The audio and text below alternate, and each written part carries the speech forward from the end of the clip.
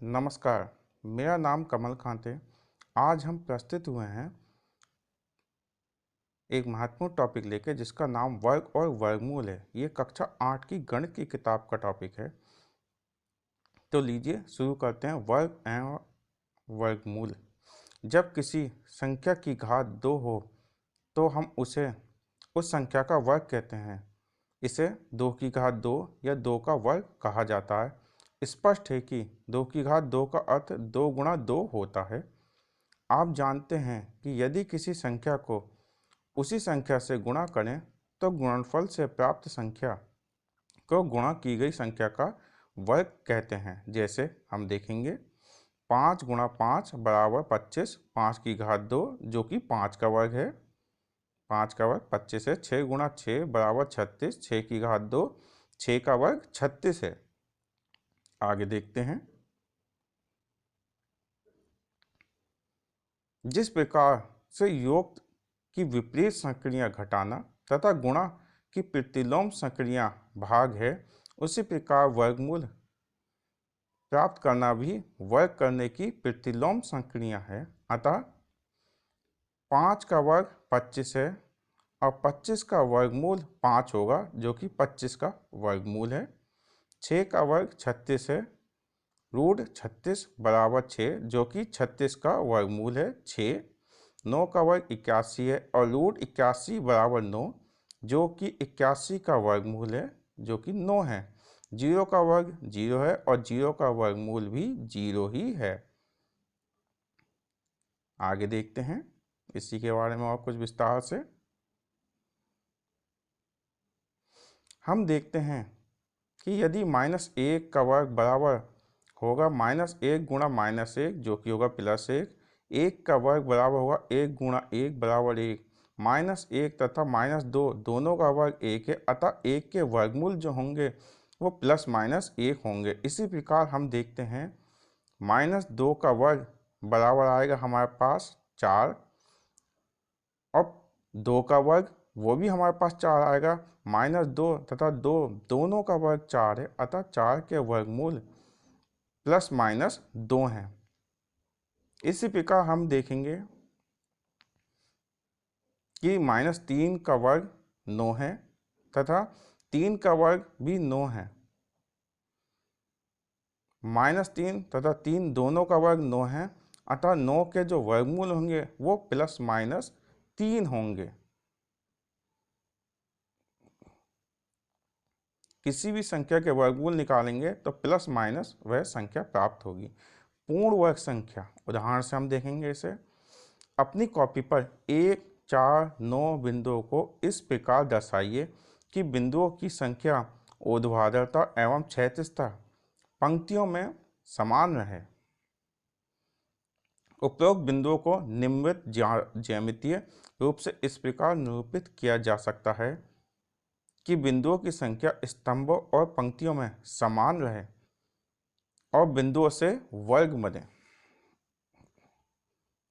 देखते हैं। एक बिंदु के लिए एक पंक्ति और एक स्तंभ है। 1 बराबर 1 गुणा 1 बराबर 1 का वर्ग। इसी प्रकार हम एक अन्य उदाहरण लेकर आपको दिखाएंगे। 4 बिंदुओं के लिए 2 पंक्ति और 2 स्तंभ है। 4 बराबर 2 गुणा 2 जो कि 2 का वर्ग। इसी प्रकार 9 बिंदुओं के लिए 3 पंक्ति और 3 स्तंभ है। 9 बराबर 3 गुणा 3 बराबर 3 का वर्ग।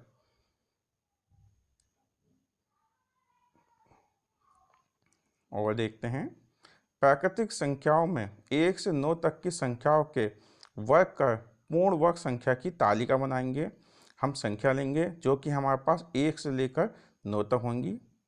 आप देख रहे हैं इसमें ये संख्या आने वाली है हमारे पास 1, 2, 3, 4, 5, 6, 7, 8, 9 ये संख्याएं। अब इनके वर्ग आएंगे 1 का वर्ग, 2 का वर्ग, 3 का वर्ग और ऐसे ही करते हुए हम एक टेबल बना लेंगे 9 के वर्ग तक की।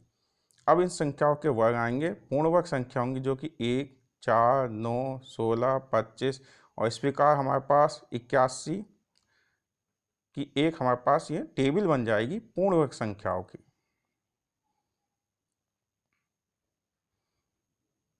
पूर्ण वर्ग संख्या का परीक्षण, उदाहरणतः जांचेंगे क्या 144 एक पूर्ण वर्ग संख्या है। सर्वप्रथम हम 144 के अभाज्य गुणनखंड ज्ञात करते हैं। देखेंगे जैसा कि हम जानते हैं 144 को 3 से भाग करेंगे 48 आएगा, पुनः इसे 3 से भाग करेंगे 16 आएगा, पुनः इस 16 को 4 से भाग करेंगे 4 आएगा, और इस 4 को 4 से भाग करेंगे हमारे पास 1 आएगा। अब इस 144 को कुछ निम्न प्रकार से व्यवस्थित करेंगे, देखते हैं आगे।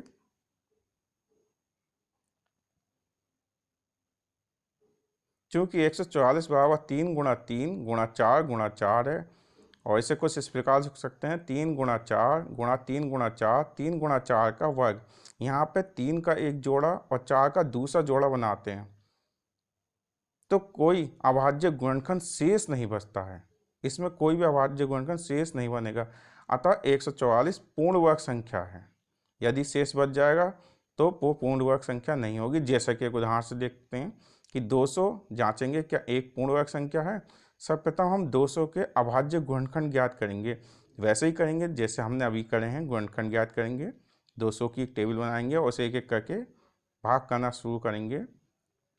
200 को हम भाग करेंगे 2 से, 100 आएगा, 100 को भाग करेंगे 2 से 50 आएगा, 50 को भाग करेंगे 2 से 25 आएगा, 25 को भाग करेंगे 5 से 5 आएगा, और 5 को भाग करेंगे 5 से 1 आएगा हमारे पास। और इसे कुछ इस प्रकार लिखा जा सकता है 2 गुणा 2 गुणा 2 गुणा 5 गुणा 5, अतः 200 बराबर 2 गुणा 2 गुणा 2 5 गुणा 5। इसमें 2 का एक जोड़ा है, 5 का एक जोड़ा है, इसके बारे में बताते हैं, आगे देखते हैं। यहाँ पे हम 2 का एक जोड़ा और 5 का दूसरा जोड़ा बनाते हैं, किंतु एक अभाज्य गुणनखंड जैसा कि आप देखें 2 शेष रह जाता है, अतः 200 एक पूर्ण वर्ग संख्या नहीं है। अभाज्य गुणनखंड होने के लिए पूर्ण वर्ग संख्या होने के लिए कोई भी अभाज्य गुणनखंड शेष नहीं रहना चाहिए। किसी संख्या के अभाज्य गुणनखंडों में समान खंडों के जोड़े बनाने के पश्चात यदि उनमें से कोई अभाज्य गुणनखंड शेष नहीं रहता है तो वो एक पूर्ण वर्ग संख्या होती है, जैसे कि हमने दोनों उदाहरण से स्पष्ट रूप से देखा इस बात को।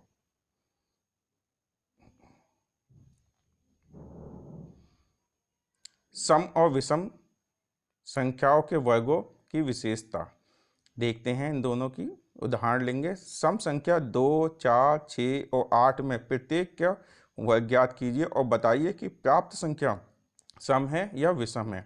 हम 2 का वर्ग करते हैं जो कि हमें प्राप्त होता है 4, जो कि एक सम संख्या है। 4 का वर्ग करेंगे 16 प्राप्त होगा, ये भी एक सम संख्या है। 6 का वर्ग ज्ञात करेंगे 36 होगा, ये भी एक सम संख्या है। और 8 का वर्ग करेंगे 64 प्राप्त होगा, जो कि एक सम संख्या है। अतः इससे एक महत्वपूर्ण निष्कर्ष निकलेगा जो कि कुछ इस प्रकार है।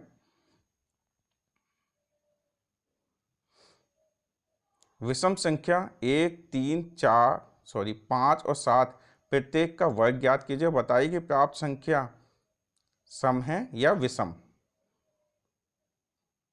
1 का वर्ग 1 होगा जो कि एक विषम संख्या है। 3 का वर्ग 9 होगा जो कि एक विषम संख्या है। 5 का वर्ग 25 होगा जो कि एक विषम संख्या है, तथा 7 का वर्ग 49 होगा जो कि एक विषम संख्या है। पिछली और इस बात को लेके हम एक महत्वपूर्ण निष्कर्ष निकालेंगे जो कि कुछ इस प्रकार है। सम संख्या का वर्ग भी एक सम संख्या होती है। दूसरा, विषम संख्या का वर्ग भी एक विषम संख्या होती है। ये हमारे पास निष्कर्ष निकला, महत्वपूर्ण निष्कर्ष है जो कि आगे देखते हैं। अगली बात, परिमेय संख्याओं के वर्ग। किसी परिमेय संख्या p/q का वर्ग ज्ञात करने के लिए अंश का वर्ग ज्ञात करेंगे तथा हर का वर्ग ज्ञात करेंगे। फिर उसे अंश बटे हर का वर्ग p/q के वर्ग के रूप में लिखेंगे। देखते हैं जो कि कुछ इस प्रकार है। उदाहरणतः हमें 3/4 का वर्ग ज्ञात करना है। अंश का वर्ग बराबर होगा 3 का वर्ग बराबर 9, हर का वर्ग बराबर होगा 4 का वर्ग बराबर 16। परिमेय संख्या का वर्ग जो होगा वो अंश का वर्ग बटे हर का वर्ग होगा, जो कि हमें प्राप्त होगा 9/16। बहुत आसान तरीका है परिमेय संख्याओं का वर्ग निकालने का। इससे भी आसान तरीका एक और देखते हैं, ये हमारे पास प्रस्तुत है।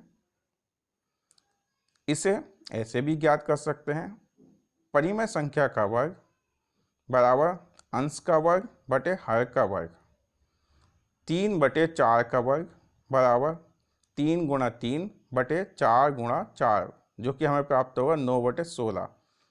इस तरीके से हम सीधे ही परिमेय संख्या का वर्ग ज्ञात कर सकते हैं।